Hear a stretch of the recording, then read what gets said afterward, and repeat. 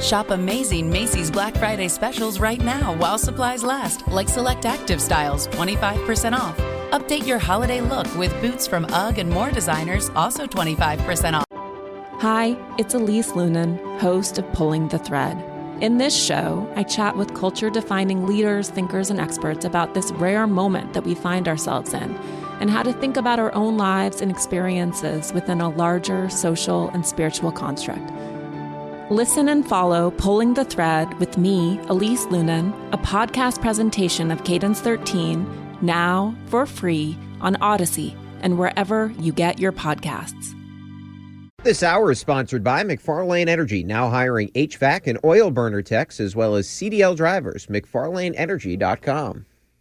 Time now for the Brian Barrett Show on EEI.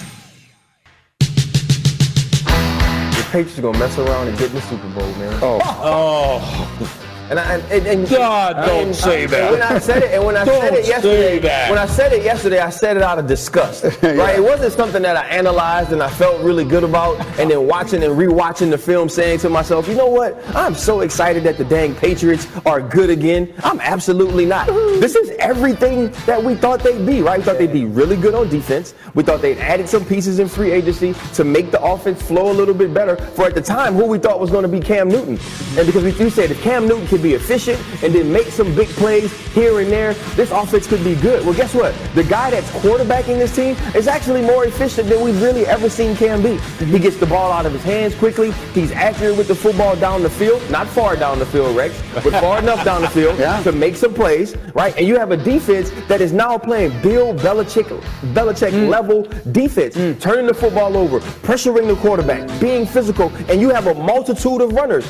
This team is a team at the end of the season we're going to look up and we're going to be like, oh, the AFC goes through Foxborough. All right, that is Ryan Clark of ESPN. So he says the Patriots are going to mess around and get to the Super Bowl, although he didn't give Mac Jones a very big compliment. He said he's more efficient than Cam Newton. Well, a lot of people are more efficient than Cam Newton, but you get the point.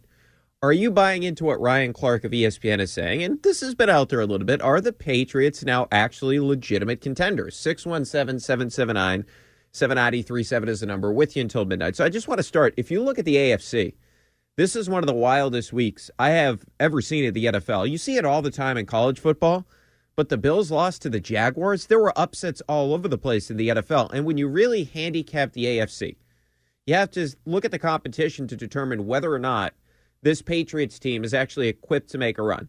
So you look at the Titans. They're the top team in the conference right now.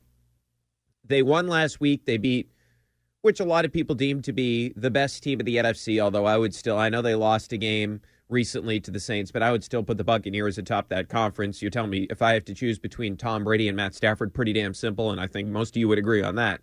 But anyway, when you look at it, that was a team that was deemed to be one of the threats in the NFC, and the Rams certainly still are. The Titans beat them last week without Derrick Henry. But, again, without Derrick Henry. So, yeah, it didn't hurt them last week. That offense wasn't good. The reason they won the game last week, as you all saw on Sunday Night Football, or a lot of you saw, shouldn't say everybody, but the reason the Titans won that game is defensively. Jeffrey Simmons was outstanding in that game. They just got all over Matthew Stafford. He had a couple of costly interceptions in that game. It was more about the Titans' defense than it was about the Titans' offense. So I do worry for their perspective. Are they going to be able to still make that run without Derrick Henry? Because that whole thing was centered around Derrick Henry. You saw the offense take a little bit of a step back last week. So even the Titans right now, who are the top team in the AFC from a record standpoint, does anybody look at that team and say, hey, they're invincible? I certainly don't. The New York Jets beat them, and I know, well, they didn't have A.J. Brown in that game. I understand that, but they still lost to the Jets, a team that the Patriots could have scored 100 points on if they really wanted to, right? I mean, that team is horrible. How do you lose to the New York Jets, right? Then you look at a team like Buffalo, who that was supposed to be one of the real threats in the AFC as well. They put up 6 points against the Jaguars last week. 6 points against the Jaguars. Josh Allen did not throw a touchdown. He had 2 interceptions. He was sacked 4 times. He has now been sacked 7 times in the past 3 weeks. And I know that Josh Allen had a fringy MVP candidacy last year. You knew he wasn't going to get it, but he was right there, right? He was in the conversation. Nobody was going to beat out Aaron Rodgers with the year he had a season ago. Totally different year this year for Aaron Rodgers, different situation for him. But nonetheless, getting back to Josh Allen, You look at his numbers this year, way down across the board. Quarterback rating is down 10 points. Completion percentage is down 4%. And by the way, remember the big difference that Stephon Diggs made last year for that Buffalo team? Well, his numbers are way down. Down 23 receiving yards per game. 23! His catch rate, by the way, has dropped from 76% to 65%. So his catch rate has fallen 11%. His receiving yards are down 23. It's not the same Bills offense that we saw last year. Now, they have a great defense this year. Number one in a lot of statistical categories, but that offense just isn't the same from where it was a year ago. Evidence of that would be you have 6 points against the Jaguars. And by the way, they should have lost to Miami a couple of weeks ago. They almost lost to them. So the Bills, who everybody thought, okay, they made it to the AFC Championship. They can take another step forward this year. Maybe they still make a deep run to the postseason. But now they're just, a half game in front of the Patriots. I don't look at that team at all and say, oh, that's an invincible force in the AFC. Okay, so that brings us to the Ravens. Well, the Ravens, Lamar Jackson's having a really good season. But the Ravens' defense, not so hot. Passing defense has been an absolute disaster for them. They're giving up 282 yards per game. 282, that's 31st in the NFL. Last year, by the way, they were 6th in that category at 217. So you're talking about a 65-yard difference in terms of their pass defense. They're doing their normal thing. They're blitzing all the time. They love to do that there in Baltimore. They love blitzing from all different dimensions, if you will, from all over the field. Remember when Earl Thomas was there? He blitzed more with the Baltimore Ravens than he did in his entire Seahawks career. That's what Wink Martindale likes to do, the defensive coordinator there. So anyway, they're blitzing 32.5% of dropbacks. That's 4th in the league, but they have just 15 sacks, 26 in the NFL. So they're bringing heat, but the problem is they aren't getting the quarterback on the ground. So that Baltimore team, yes, really good offense with Lamar Jackson running things there. But then you look at the other situation for them, their defense has not been nearly as good as it's been in the previous seasons because 19, when Lamar Jackson won the MVP, the underrated part about that Ravens team was their defense was one of the best in the NFL. This year, not so much. Okay, so that brings us to the Cleveland Browns. We know they have a really good defense with Myles Garrett, who's been incredible, and I'll get into this in greater detail tomorrow. That really concerns me for this weekend. Myles Garrett going up against Isaiah Wynn. Anybody feel good about that matchup coming up on Sunday? I mean, you may have to take one of your tight ends and say, hey, you're not running routes today. Just help out on Myles Garrett. Because Isaiah Wynn, quite frankly, he's been one of the disappointments for this Patriots team. And you have Myles Garrett coming up on the schedule, who's been incredible this season. But nonetheless, they have a really good defense. We know that. But Baker Mayfield's a flawed quarterback. He hasn't thrown for over 235 yards in his last 3 games. Now, he was better last week without Odell Beckham Jr. in the mix. And when he's on schedule, that's the thing. He was on schedule last week because the Browns had a lead against the Bengals. And so Kevin Stefanski could scheme it up. But if Baker Mayfield can't play on schedule and has to do things himself, that's when he gets himself in trouble. On the season, he's averaging 239 yards per game. So as good as the Browns' defense is, and as good as Kevin Stefanski is from a scheming perspective, when you have a quarterback that's nowhere near elite, that it's a middle-of-the-road quarterback, if you will, I'm not looking at them as some team that nobody can beat. Hence, they have a similar record to the Patriots, right? You look at the Chiefs, who are supposed to get back to being that dynastic team, if you will.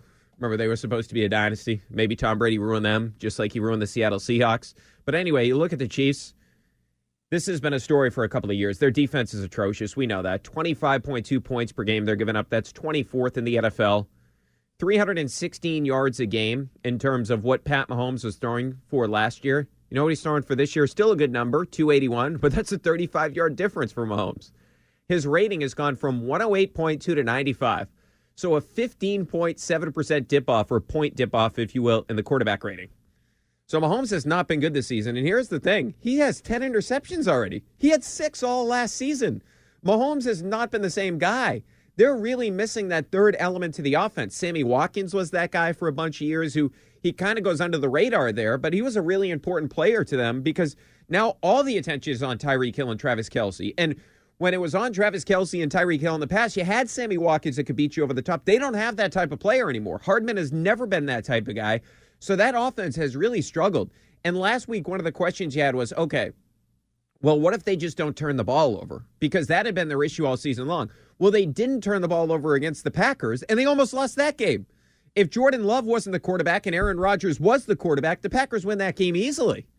And by the way, that Chiefs team, think about that. The Kansas City Chiefs, who were in the conversation of the greatest offense ever a couple of years ago, right? They're averaging 24.6 points per game. That's 15th in the NFL. You realize this year, the Patriots, a team that we've said on multiple occasions, I'm not so sure how good the offense is. They're putting up more points per game than the Kansas City Chiefs. Think about that. Would anybody have guessed that coming into the season? The Patriots are going to average more points per game than the Kansas City Chiefs. Well, that's exactly what's happening so far this season. And we all know that Bill Belichick has given Pat Mahomes a lot of trouble in his career. You look at Pat Mahomes' numbers against the Patriots, his completion percentage is just 61%. So Belichick has always had a really good game plan. Anytime he's gone up against Pat Mahomes, I think about the game last year. Remember, Cam Newton tests positive for COVID. You go to Kansas City with Brian Hoyer. You leave and you play on the same day. Remember that whole situation? Belichick was pissed after the game. You go there and you had a chance to win that game. If it isn't for Brian Hoyer, remember at the end of the half, guy took a sack. Guy forgot how much time was left. He was just inexcusable, especially from a veteran guy like Brian Hoyer. But nonetheless, you think about that. You had a chance to beat the Chiefs with Brian Hoyer last year. So Bill has been very successful going up against Pat Mahomes. Then you think about a team like the Raiders. Well, they just lost Henry Ruggs, of course. They lost their coach. They bring in a guy like Deshaun Jackson. They just lost to the Giants. They lost to the New York Giants. So I don't look at the Raiders as some intimidating force or anything along those lines. And that team, it feels like all the off-the-field stuff with them finally caught up last week. They were able to kind of overcome the Gruden drama, if you will. But then the Ruggs thing, that is more of a scheme thing than anything else. Henry Ruggs is basically, and they did this last year when Aguilar was there. And Aguilar has obviously not been the same player for the Patriots as he was with the Raiders, and that's a whole different conversation. But nonetheless, one of the things that Derek Carr was doing last year is he's throwing the football down the field. He's doing it this year, too, with Henry Ruggs, just the threat of having him there. Last week, you look at it, the guy wasn't throwing the ball down the field whatsoever. His yards per attempt and his intended air yards last week and way down across the board. So that's a team that I don't think anybody's scared of the Raiders. Then how about the team we saw on Monday Night Football? The Steelers? Anybody scared of Big Ben? 6.8 intended air yards per attempt this season. Dink and dunk quarterback. Dink and dunk. That's what Ben Roethlisberger has turned out to be. He is a dink and dunk quarterback. So 6.8 intended air yards per attempt, as I alluded to, that ranks 35th out of 37 quarterbacks that qualify for that statistical category. He is the king of the dink and dunk. That's what the Pittsburgh Steelers have become. Really good defense. Nobody's going to dismiss that. But nobody's scared of that offense whatsoever. That's just the reality of the situation. The Chargers are another team in the AFC. We saw them, and Bill owns Herbert. 2 games against Herbert. Herbert is averaging 216 yards per game. He's completing 50% of his passes, 2 touchdowns, 4 picks. By the way, one of those touchdowns, remember, was in garbage time when the game was over. So did I miss anybody in the AFC? Oh, yeah, the Bengals. Well, the Bengals were supposed to be this great team. They now just lost to the Browns. And they lost the prior week to who? The New York Jets. So that was a team that it felt like, oh, yeah, they get this big win against the Ravens. They're about to turn it on. They're about to make a big run, and they're going to start to get atop the AFC North now that they have Burrow and they have Jamar Chase. So I like both those players. But that was the belief, oh, they're going to start to make a run. Remember, 2 weeks ago, they were technically, and I know it's early in the season, they were the number 1 seed in the AFC. Well, they've lost 2 games since then. So obviously they didn't handle prosperity very well. So when you look at it, I just allude to all those teams in the AFC. I guess the Colts you could throw into the conversation as well, but Carson Wentz is their quarterback. They have no real threats in the receiving game. Michael Pittman's their best receiver. So I just mention all these teams. I don't believe in the Broncos, by the way. I just mention all these teams to say, okay, I'm not telling you the Patriots are the favorite or anything along those lines, but if you get in the damn tournament, you get an opportunity. You have a chance. We all believe the Patriots have a good defense, don't we? We've seen it over the past couple of weeks. Judon has been an absolute stud since coming over from the Baltimore Ravens. He's having a career year. J.C. Jackson, we had a question at the beginning of the season. Well, can J.C. Jackson be the number 1 corner? Because remember, Gilmore was still dealing with his quad situation, and he was dealing with the contract thing. You didn't know when he'd be available. Well, J.C. Jackson has answered all those questions. Guy has strep throat last week. He comes back. Thanks a lot to Sam Darnold in large part, but he has the 2 interceptions. He's been a complete game changer for this team. And you look at some of the rookies coming on, like a guy like Christian Barmore. He's been absolutely outstanding. And by the way, on a very low-key note, nobody's going to give him credit for this because he had a couple of bad drafts in a row. But last 2 drafts for Bill, not too shabby. And this one in particular, he gets his quarterback of the future. He gets Christian Barmore as well, who's been an absolute stud for them. Stevenson played pretty well on Saturday as well. And then you look back to the previous draft as well. Kyle Duggar's been really good for this team.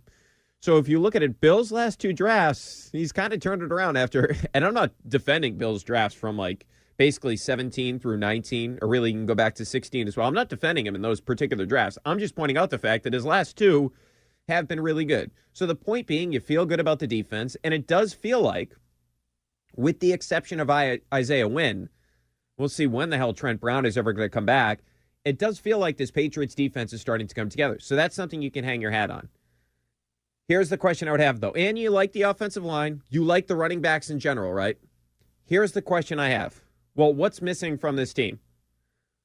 What's missing from this team is a legitimate, bona fide number 1 option in the receiving game. Well, it just so happens that there may be somebody to answer your questions. Odell Beckham Jr. is officially a free agent. So would you go after him? 617-779-7937 is the number. I would. I believe you need to go after Odell Beckham Jr. because here's the reality of where the Patriots are at right now. As I alluded to, Bill has done a really good job rebuilding this roster. Now, in large part, he had to rebuild this roster because he did miss on a bunch of guys in the draft, N'Keal Harry being the biggest one of all those guys, right? Think about it if he just drafted A.J. Brown. But anyway, I'm not going to live in the past. I'm living in the future right now. The Patriots don't have a guy that you can just say, hey, we're going to throw the ball to this guy no matter what. Odell Beckham Jr. is that type of receiver. And even to look at it just in a little bit of a lesser light, if you will, think about what's happening now in the running game for the Patriots. Teams are basically stacking it up, so they are forcing Mac Jones to try to beat them. And I know you can look at some of the raw numbers, right, and say, well, the Patriots have been really running the ball well the past 2 weeks. Okay, yeah, last 2 games, you look at the totals. 151 yards, 142 yards. 39 carries in each of those games. You know what that comes out to? 3.7 yards per carry. You look at Damian Harris. Harris, past 2 games, 38 carries, 110 yards. And this isn't even an indictment on Damian Harris. I'm just pointing this out to make a point. That was redundant. But nonetheless, Harris over the last 2 games is averaging 2.8 yards per carry.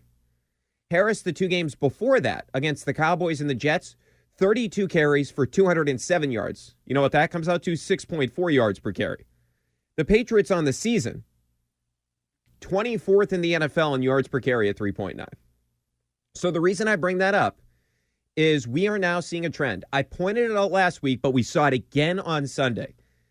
Damian Harris, 2 weeks ago against the Chargers, saw 8-man boxes 39% of the time. He averaged just 3.5 yards per pop.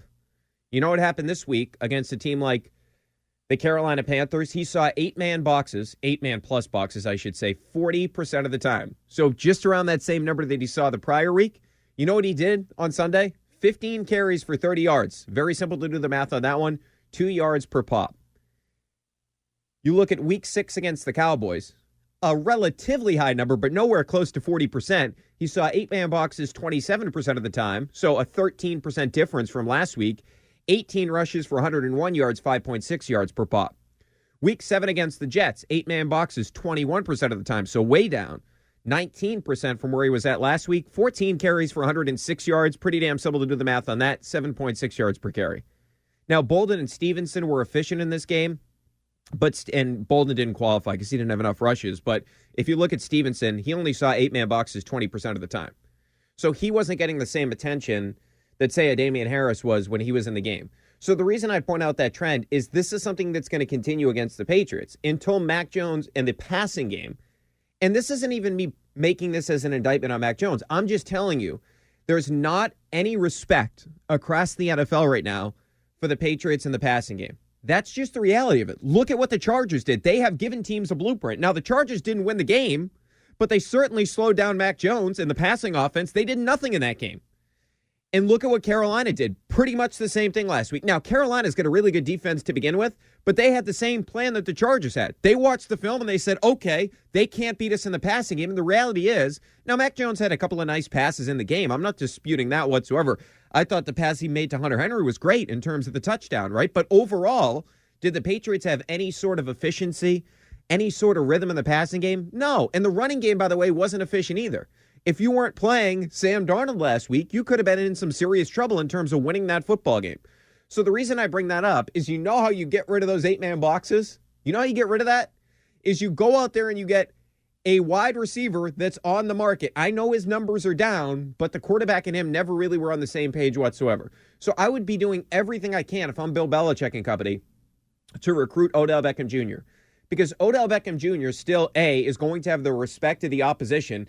And if he doesn't have the respect of the opposition, Mac Jones is going to throw him the football and he's going to pick up yards after the catch because he has been a yak monster throughout his NFL career. That's the one thing that I would argue right now. Now, we can nitpick, like depth at the linebacker position, etc.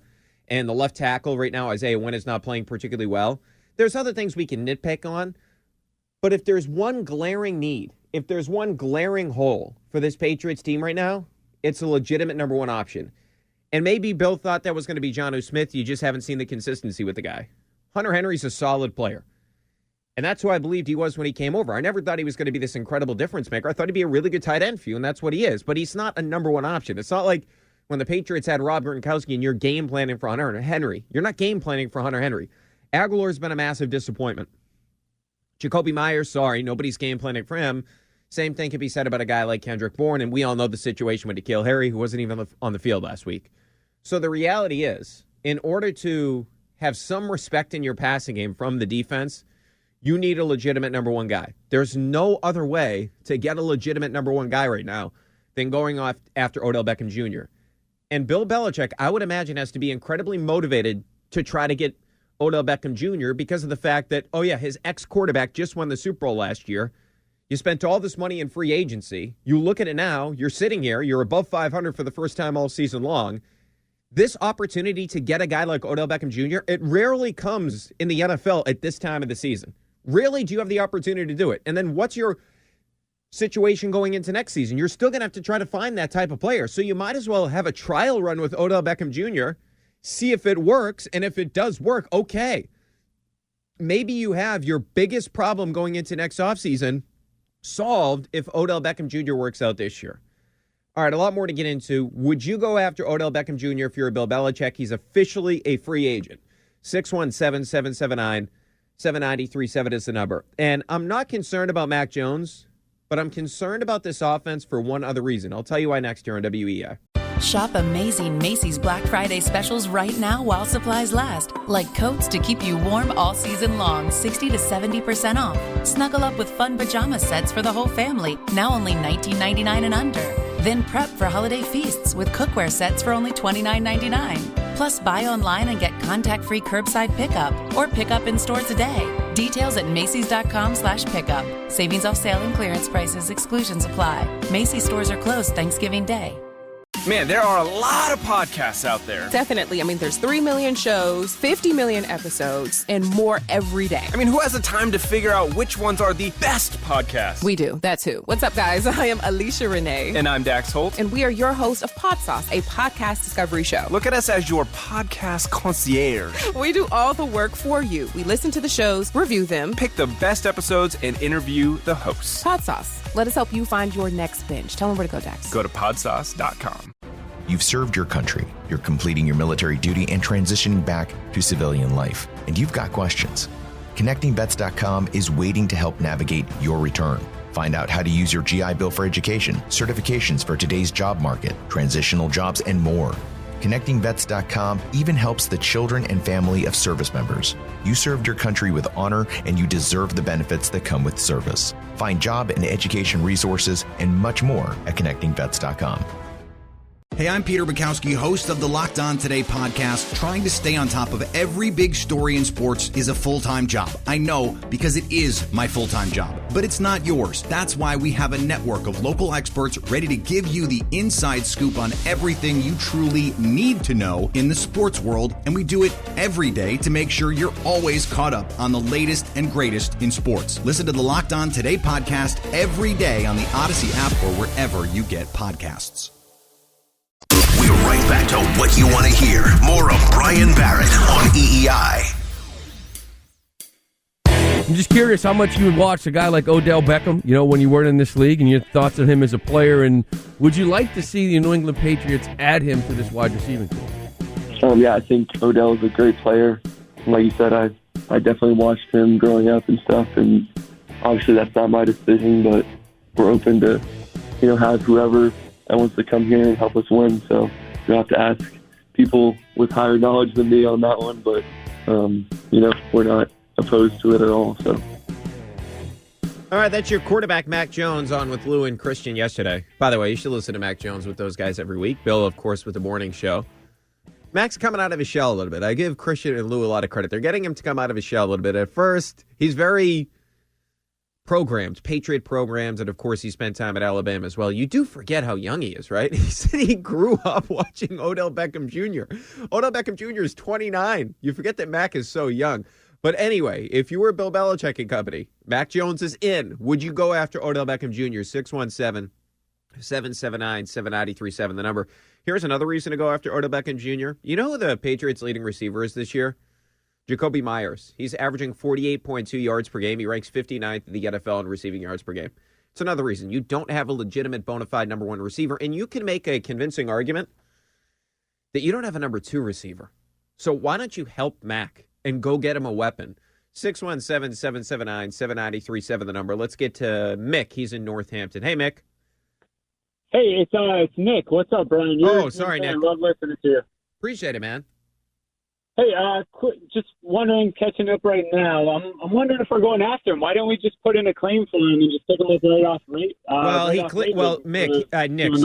Nick, he cleared waivers, so he can sign with any team. And Nick, I believe that was in Odell Beckham Jr.'s best interest. I believe his team worked that out with the Browns, so the salary stayed high, so nobody would pick him up, so he could choose his destination. Because remember, there was rumors at the beginning of this thing that he was going to get his salary number lower for this year, which meant somebody was going to claim him. So obviously this is something that Odell Beckham Jr. and his team worked out with the Browns, that they felt like, okay, if the number stays this high, nobody's going to claim him, so then he can choose where he wants to go. So I believe that was the reason for all that.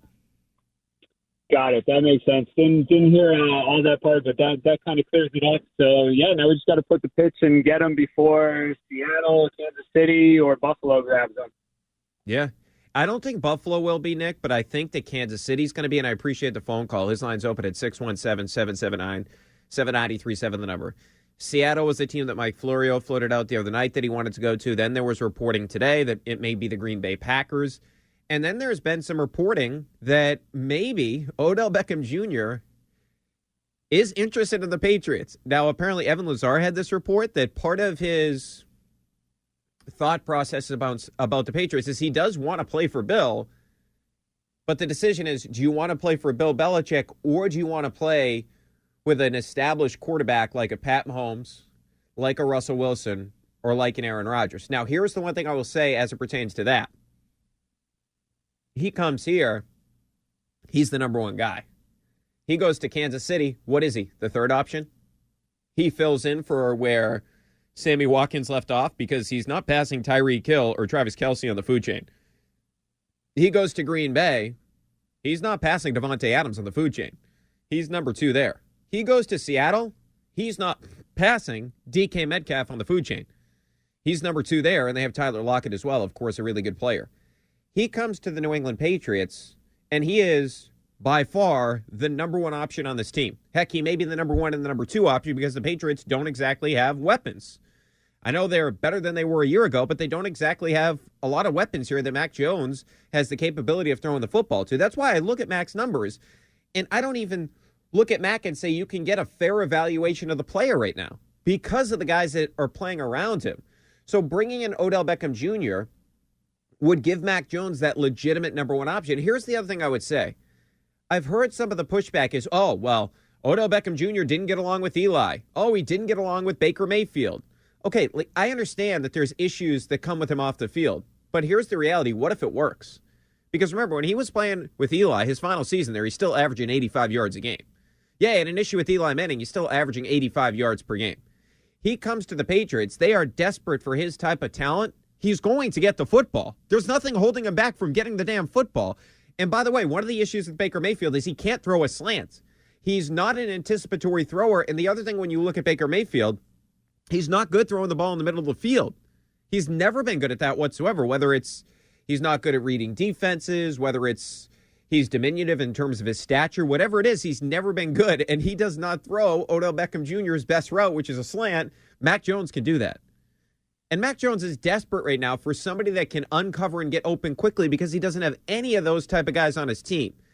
And I bring this up. I look at Mac Jones, and one of the things that I think has been brought up this season, I know it's been brought up on this station as well, is, hey, this Patriots offense looks more like the Patriots offense that we were used to for 20 years if you juxtapose it to the one we saw last year. And I certainly agree with that to some extent, but here's the thing that this team is missing. Mac Jones doesn't have an outlet guy. He doesn't have a chain-moving receiver. He just doesn't have that type of player. And if you go through the Brady era, he always had that type of receiver. The other thing that Mac doesn't have, and look, maybe Stevenson turns out to be this guy. We've seen Bolden do it a little bit. He doesn't have somebody in the James White role because James White's out with the injury. But if you look at it in terms of that slot receiver, that chain mover, Brady always had that guy. You go back to the beginning of the first dynasty with Troy Brown. Deion Branch was that type of player as well. And then you go into Wes Welker, who set all kind of records with the Patriots, right? And then after that, it was Julian Edelman. So Brady legitimately had that guy every year. You look at Mac Jones. Who's that guy from? He doesn't have that chain-moving outlet type of player. And with Mac Jones, a very precise quarterback, a very on-time quarterback, a very accurate quarterback, he needs that type of player. And the Patriots have not been able to give it to him because they don't have that type of guy on their roster. You look at it, Edelman from 13 on, because that's really when he burst onto the scene. He was out there sometimes, but he was mainly a punt returner for those first couple of years, of course, when he was still playing with Wes Welker. But you go from 13 on. In 13, he averaged 6.6 receptions per game. 14, 6.6. 15, 6.8. 16, 6.1. 18, 6.2. 19, 6.3. 2020, I don't put that year in there because he barely played, of course, dealing with that injury. You look at Myers, he's at 5.1 receptions per game. He's their lead guy. And you look at it, he's getting just 2.8 yards after the catch. And that's actually below expectation. His yak yards that he's supposed to be getting, if you look at some of the advanced stuff, is supposed to be around 3.4. So he's actually been negative when it comes to that. He should be picking up more yardage. And like last week, remember, he didn't pick up a first down because he didn't catch the ball cleanly. His catch rate, by the way, 63.9%. Edelman, 1 year under 63 since 13. And that came in the weird season when you had Jacoby Brissett and Jimmy Garoppolo playing for the first 4 games. You look at Julian Edelman. He was over 68% in terms of his catch rate in 4 of the 6 seasons since 2013. He was money. And the 1 year he was not over 63% was the year, as I alluded to, that Jimmy G and Jacoby Brissett were the quarterbacks for 4 games. It would have been higher if you just look at the numbers with him and Brady. So far this season as well, I talk about chain movers. That's what this offense needs. It needs chain movers. So far this season, Jacoby Myers, 21 first downs. You know where that ranks in the NFL? 40th. 40th. And that's the best on the Patriots. If you do the math, and I'm going to do it on a 16-game season, because if you look at it from Julian Edelman's perspective, of course, he can only play in a 16-game season. This is the first ever 17-game season, so you get the point. So if you go on a 16-game pace, Jacoby Myers would finish with 37 first downs, 2.3 a game.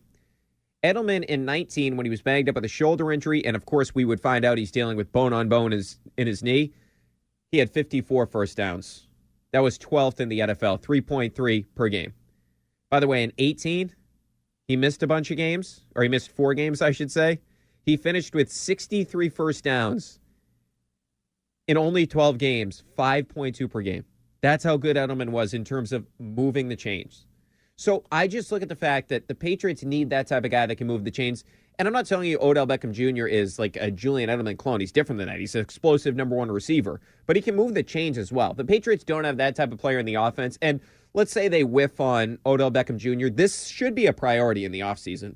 They need to find that Julian Edelman type, that Wes Welker type, that Troy Brown type, that Deion Branch type that can be the outlet for the quarterback. Tom Brady always had that guy. He always knew where Edelman was going to be. He always knew where Welker was going to be. With Mac Jones, he doesn't have that type of player. Jacoby Myers isn't nearly as good as Edelman, as Welker, as Troy Brown, and Deion Branch, and he's never going to be that good. I'm sorry. He's not as good in the short areas as they are. And I know he's a slot receiver, but he's not the same type of slot receiver as those guys were. 617-779-7937, the number. Let's get to Sean. He's in Worcester. What's up, Sean?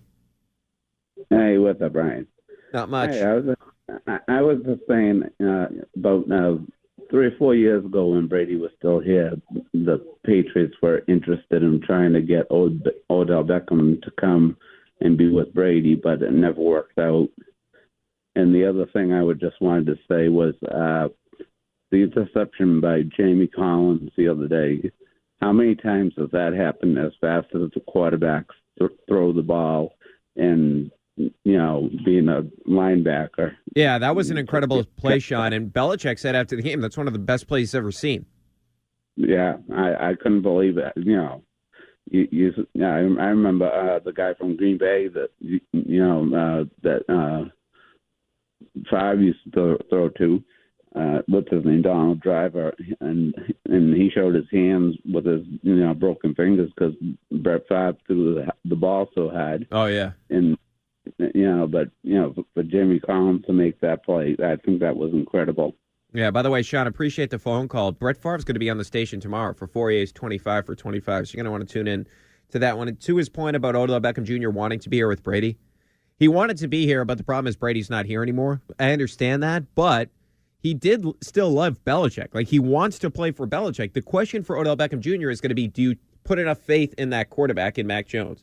Because it feels like he wants to play, and the thing is, he wants to play with a contender. The Patriots right now, you look at the AFC, they are a contender. I'm not telling you they're the favorite, but they are a legitimate contender considering what's going on in this conference right now. So it would just be, hey, do you trust Bill enough for him to sell you on, okay, we can make it work in the offense? That's what you're going to have to make the decision on if you're Odell Beckham Jr. You know what Russell Wilson is. You know what Aaron Rodgers is. Of course, you know what Pat Mahomes is. Still waiting to see what Mac Jones is. But I do believe that Odell Beckham Jr. completely elevates this offense. Let's get to Sorja in Mansfield. What's up, Sorja? Brian, I'm telling you right now, if the Patriots sign OBJ, I will lose my freaking mind. We don't need any cancer in the team. I'll put the team on my back. You want to sign me? I'll drop 50 pounds and I'll go on the team tomorrow. We do not need him right now. We've won 3 games straight. My prediction is 13-4. But if we take him, I will no longer be a Patriots fan. It's that serious, bro. It's that serious. You're not going to be a Patriots fan if they get Odell Beckham Jr. You're not going to be a Pats fan. Were you thinking about stopping?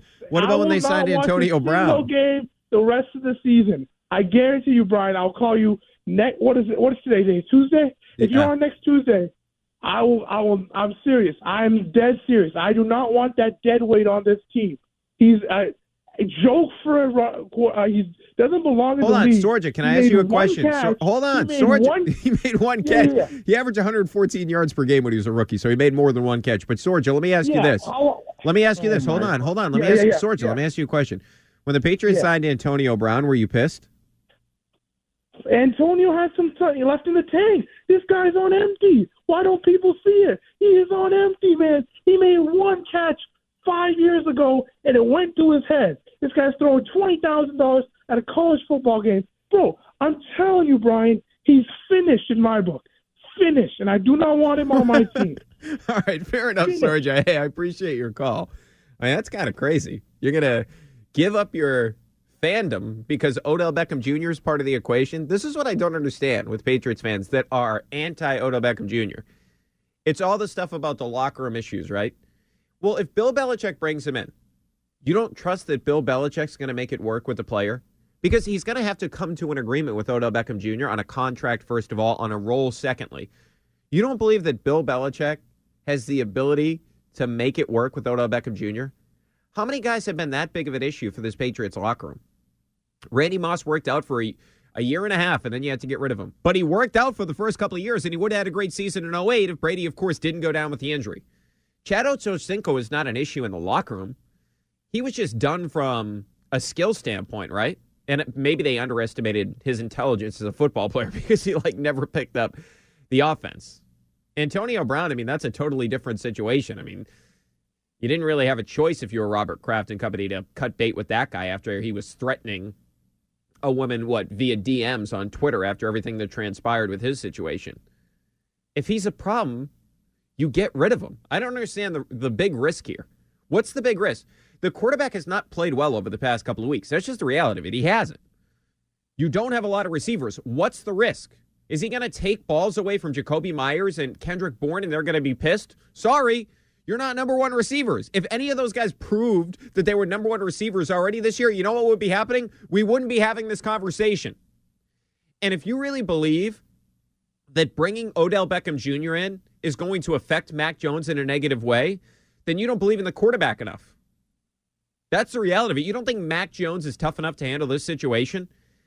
And I don't understand why nobody is looking at the upside of this when it comes to Odell Beckham Jr. That's what I don't get. From the negative standpoint, why don't you look at the positive as well? Well, hold on. The player needs to prove that he's an elite receiver still, right? Because he wants another contract. So that means, in all likelihood, he's going to be on his best behavior. And he would be by far the most talented weapon you have on the team. So if he comes here, he's the most talented weapon on the team, and he produces, wouldn't that be good for Mac? This whole idea is going to be bad for Mac. He's going to ruin the locker room. What if he's not? What if he's actually good in the locker room because he wants a new payday? He wants to get into the playoffs, and the quarterback throws him the football, and he puts up a lot of numbers, and he gets his new contract.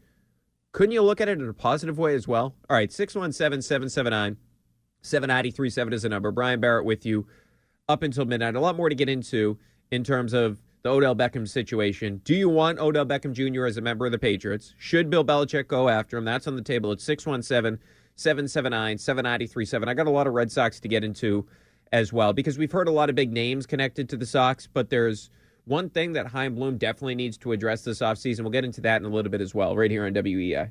Shop amazing Macy's Black Friday specials right now while supplies last. Like coats to keep you warm all season long, 60 to 70% off. Snuggle up with fun pajama sets for the whole family, now only $19.99 and under. Then prep for holiday feasts with cookware sets for only $29.99. Plus, buy online and get contact-free curbside pickup or pick up in store today. Details at Macys.com/pickup. Savings off sale and clearance prices. Exclusions apply. Macy's stores are closed Thanksgiving Day. I'm Shayna. And I'm Tracy, and we're the hosts of Band of Mothers podcasts. We're a little Wait, Don't Tell Me meets This American Life meets Thelma and Louise. I can't wait to drive off a cliff with you. You've been saying that since the 8th grade. Each week, we feature real stories from moms just like you. Plus, we've got live performances, in-studio interviews, games, original music, and more. So join our Band of Mothers and subscribe now on the Odyssey app or anywhere you listen to podcasts. It's the Band of Mothers podcast. New to Curiosity Stream. Nobody thought Star Wars was going to be the phenomenon that it became. Facebook changed almost everything. They shot at the Queen. Who does that? Relive the standout years that changed everything on the new series, The Year That Rocked the World. Plus, for food, for love, for survival, brawlers of the animal kingdom settle their differences the old-fashioned way on Nature's Fight Club. Watch now on Curiosity Stream. Annual plans are just $20. Visit curiositystream.com. Share the location of your home's holiday lights with Berkshire Hathaway Town Realty and 2WD. We're making a map of holiday light displays and would love to include yours. We'll update locations daily, so share it now at lightuphamptonroads.com. We're right back to it. This is Brian Barrett on EEI. This is a coach who I've looked at for the longest time, and I have a love-hate relationship for him because they beat every and any team I ever wanted to win a Super Bowl. Probably talked to him before and after the game. You know, he tells me the same thing every time. He's like, I hope you enjoy today because it's not going to be much for you. Belichick's a man of many words, so it's a good conversation, but it's, you know, it is what it is, and there's nothing but, I think, mutual respect on both ends. One of the greatest coaches of all time, I guess you could say that for sure. One is about winning, but it's about the way that they go about it and how everything is precise and everything is, it's perfect. All right, that was Odell Beckham Jr. 2 years ago before the Patriots played the Browns. And remember Odell Beckham Jr. gave Brady those cleats after the game? That was so weird. Goat skin cleats, right? He's a character, man, I'll tell you that. He gave Brady goat skin cleats after the game. And Brady, of course, a big fan of Odell Beckham Jr. He's not going to be going to the Tampa Bay Buccaneers. They have too many weapons at this particular point in time. By the way, Kim Jones, NFL Network, is reporting Or she says, my sense is that Odell Beckham Jr. is and has been weighing his options. Will sleep on possible decision, which could come tomorrow. And obviously he's not making a decision tonight. It's already 10:50. This is really unprecedented, I feel like, in the NFL. The Antonio Brown situation was totally different because, remember, he burnt his feet off, or the skin off his feet. Remember that? In the offseason. He then came to training camp in a hot air balloon, and then he tried to fight the GM, Mike Mayock. So he basically forced himself out of town without ever playing for the Raiders. And, oh, by the way, I totally forgot about this. Remember what he did in terms of the helmet? He was threatening to retire because he was unhappy about them having to change helmets. So that was part of the equation, too, with Antonio Brown. But that was in, week 3? He debuted with the Patriots in 19. That came against the Miami Dolphins down there in Miami when he couldn't help himself. He jumped into the crowd after he scored a touchdown. Every first down was a celebration for Antonio Brown. But for this late in the season, for a guy like Odell Beckham Jr. to actually be out there on the open market, it's good for the league because it brings attention to the league. But this is really unprecedented. And maybe he's not Odell Beckham Jr. of 14 or 15, but he's still way better than any. Even if he's 85% of what he was in 14, that is by far the best weapon the Patriots have. And part of developing Mac Jones is giving him those type of guys that can make plays after the catch. Because one of the things we've seen with Mac Jones, and maybe partially it's on the personnel, maybe it's partially on the coaching staff in terms of how they're coaching Mac Jones up. One of the things we have seen with Mac Jones throughout the season is he's not somebody that pushes the ball down the field that much. If you look at that game last week that he played against the Carolina Panthers, just 6.1 air yards per attempt. That's 21st out of the 28 quarterbacks that attempted at least 15 passes last week. So he's not exactly throwing the football down the field. For the season, he hasn't been doing that very much either. And as I alluded to, part of that is the guys he's playing with, and I believe part of it is on the coaching staff as well. So if he's not going to be a guy that is constantly, or at least sometimes, pushing the football down the field like he wasn't doing last week, well, what you need then is guys that when they get the ball in their hands, they can make plays after the catch. And Odell Beckham Jr. is certainly one of those type of players. And the other thing I'd point to is if you look at the last 2 games for Mac Jones, 178 yards per game. He's completing 56% of his passes over the last 2 weeks, 1 touchdown, 1 interception. And he was better this week against Carolina than he was in the previous week against the Chargers. But what we're seeing here is, and now the great thing for the Patriots is their defense has stepped up. Their defense was great against Justin Herbert in that Chargers offense. And I would say they were great against, I'm not taking anything away from the Patriots. They had a great game plan. Belichick has owned Sam Darnold. We all know this. And the defense was really good, but you have to give some of the credit to Sam Darnold. That guy is just so freaking bad. So the point being the defense has been really good over the past couple of weeks, but how sustainable is the offensive formula they have right now? Because, yeah, they're running the ball for a good number in terms of the raw number, the totals, but they're not running the ball incredibly efficiently. So eventually, Mac Jones cannot be having these type of games. And I'm not even blaming Mac Jones. I believe it's an issue from a personnel standpoint, and I don't believe it's on the quarterback. I believe it's the fact that you don't have a lot of weapons on the outside. You don't have a lot of weapons in the passing game. That's why I keep advocating for the Odell Beckham Jr. thing, is because he turns everything around for this Patriots offense. And it's least worth taking a gamble. Because think about it from this perspective. If you bring in Odell Beckham Jr. and say what happens is what a lot of the people that are against the Odell Beckham Jr. situation, well, he's not the same guy anymore, and secondly, is an issue in the locker room. Well, say that's the case. Well, at least you took a shot on the guy, and you found out, okay, going into next offseason in 2022, well, Bill's still going to find a way to bring in a legitimate number one guy. And even if he doesn't bring in a number one guy, he's definitely going to find a chain mover because they don't even have that type of player on the roster right now. They don't even have the Edelman Welker, Troy Brown type of player. So even if he doesn't get a legitimate bona fide number one receiver in the offseason, whether it's via the draft, whether it's via free agency, although there's not a lot of big name receivers that are going to be on the open market this offseason. So either way, it's going to be difficult to find that type of guy. If you go for one in the draft, a wide receiver, say, you're projecting, right? We saw what happened a couple of years ago when they projected that eventually you had a guy in N'Keal Harry that was going to be a number one receiver. Well, they were wrong by that, and they're still looking for that number one option, right? I'm not telling you that the Patriots were wrong for going after a receiver. They needed one. They just took the wrong guy. They took N'Keal Harry over A.J. Brown. Well, if you go into the draft next year and you go after a receiver hoping he's going to be the number one, that's still a gamble. So you just look at it from that perspective and say, well, if I have an opportunity to try to get that guy right now, and if he works out this season, maybe he's the guy with Mac Jones for the next 2 to 3 years going forward. He's only 29. It's not like he's 35 years old or he's 34 years old. He's only 29. So it would irritate me if and look, it seems like they're interested. You got to at least take the gamble and try to get the player to see what he can do here. And if he doesn't work out, whatever. Then you go into next year and you still have that issue. But here's the thing. I believe the upside is higher than the downside, because if he comes in here and he works, well, then you have solved the biggest issue that you have on your team, which is a legitimate number one option. And that's what all the best teams in the NFL have right now. All of them have number one options. You go up against the Titans, you got a game plan against A.J. Brown. That's the reality of what you got to do against that team. You go up against the Bills, you got a game plan for Stephon Diggs.